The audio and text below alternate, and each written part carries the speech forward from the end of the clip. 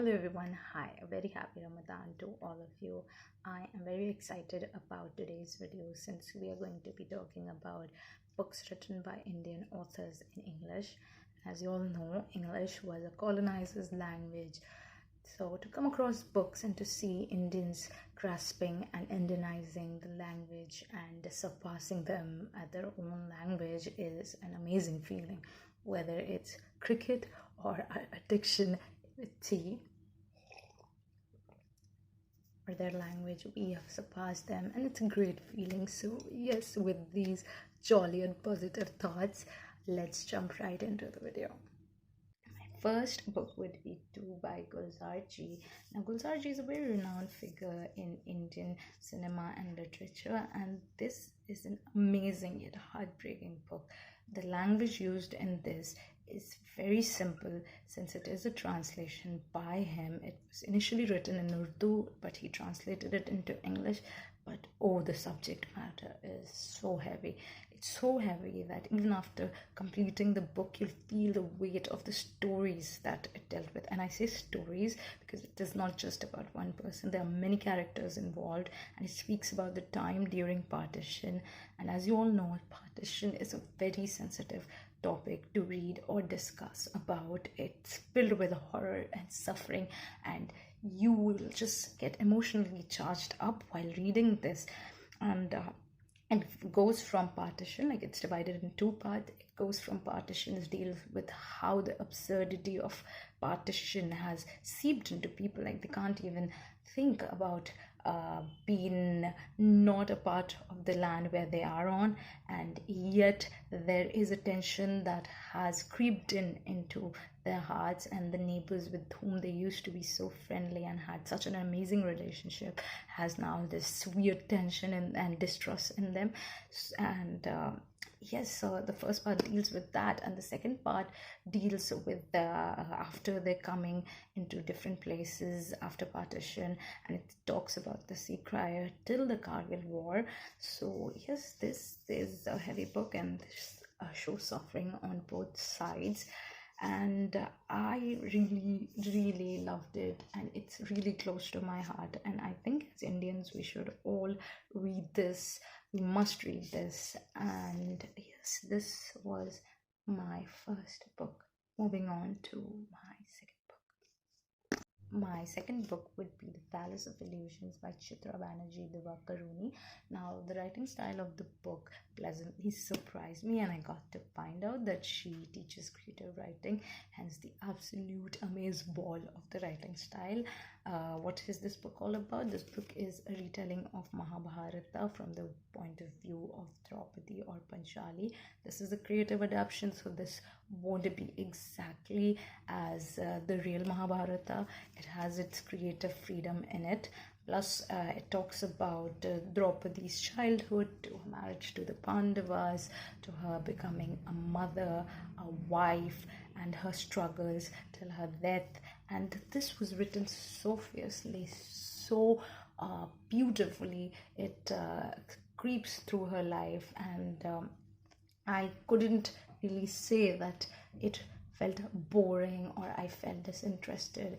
In fact, this was really gripping, and I really loved it. And yes, this was my second book. Moving on to my third book. My third book would be The Hungry Tide by Amitav Ghosh. I recently reread this book, and I'm glad since I have a more mature and refined understanding of it. So the story is about Pyali, who has come to the Sundarbans to research about dolphin. It is also about Kanai, who has come to the Sundarbans after the death of his uncle.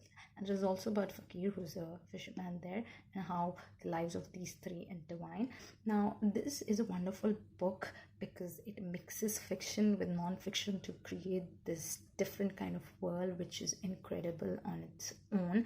And this talks about the Sundarbans, the struggle of the people there, and it talks about the Morjabi massacre, and that was something that I did not know about, and this brought light to that. And I really find that this book adds value to your life. That is why I loved it so much. Plus, it the thing that I did not like, and you also might not like, is that it deals with so many things at once that some things you might feel are not required, and some things that are required are left away. So that might be a drawback of this book, but regardless of all of it, I think it's wonderful. Some characters are really relatable, some things are completely fanatical, but other things are extremely amazing, and the way it's written can be just a wee bit monotonous, but other than that, this is a phenomenal book, and I hope you read it too. So this is my third book. Moving on to my fourth book. My fourth book would be The Daughters of Jorasanko by Aruna Chakraborty. Now, this is a sequel to Jorasanko, which I have unfortunately not read, but I've read this and I love it dearly, since it deals with the life of Rabindranath Tagore after the death of his wife and about his daughters and daughters-in-law. This book is amazing. It is also semi-autobiographical, and it contains a lot of eye-opening things. Like, Rabindranath Tagore was such a renowned figure in Indian literature, and you might think his life must have been easy peasy and all, but his life was full of suffering and regrets. You get to see that, plus you get to see the time period of Bengal Renaissance and how the lives of the daughters and the household of Rabindranath Tagore was a different at changing times, and talks about childhood marriages, widowhood, and women discrimination, and such social things. And it is so well written, so vividly written, that you'll feel like you are a part of the story. You're standing there and you are a part of the Rabindranath household, and you are experiencing the whole story firsthand. So this is amazing. I'll just tell you certain lines of the book to show how the writer just highlights the widowhood. So yeah, there. So Damini's granddaughter Pratima sat cross-legged on the floor beside her. They looked a lot like each other and were dressed identically. So the granddaughter and the grandmother look a lot like each other and are dressed identically. How are they dressed? Both wore thans, single length of widows, white wrapped loosely about their limbs. 50-year-old Sudamini had endured the rigors for nearly 2 decades and was in consequence immune to heat, cold, hunger, and thirst. Pratima was 10 and had been widowed for only 7 months. So this is what the book is like, just a snippet of it, and I really think that you should read it. It's an amazing, wonderful book, and it will add value to your life. So do read it. So this was my fourth book. Moving on to my fifth and last book. Also, you might face some inconvenience while reading this book because it has a lot of characters with similar names. It might get confusing for you, so do read this book with a free mind when you're not occupied with something, since it does fall on the heavier side of reading. So that's it. That's a disclaimer that I wanted to give you. My fifth and last book would be Srikanto by Shorot Chandra Chattopadhyay. Now, this book was magical for me since it gave me the vibes of Rabindranath Tagore, and I was extremely overjoyed to find something like that, because I've been reading something like this after quite a while now, and I got to know that this book was published in 4 parts between 1917 to 1933, and this book is about Srikanto, who is a vagabond and a stoic, and the story revolves around his life from his childhood to his coming of age, and it talks about his life, how his life has been influenced by the different women and the people who have come into his life. And it also is this heavy social commentary about the Indian society, about the British who ruled us, and it is also it heavily criticizes the caste system and the injustices done on women.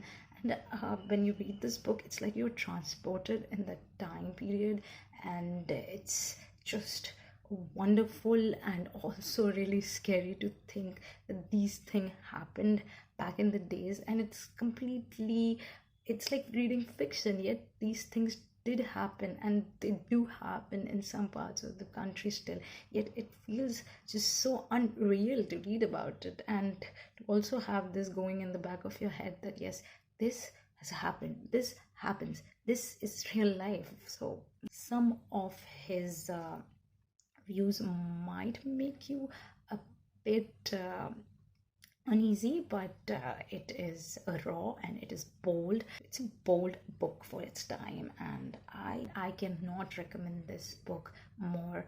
And you know, a book is really valuable when it touches something in you, and you just want to go on and on about it, and you want to recommend it to everyone out there.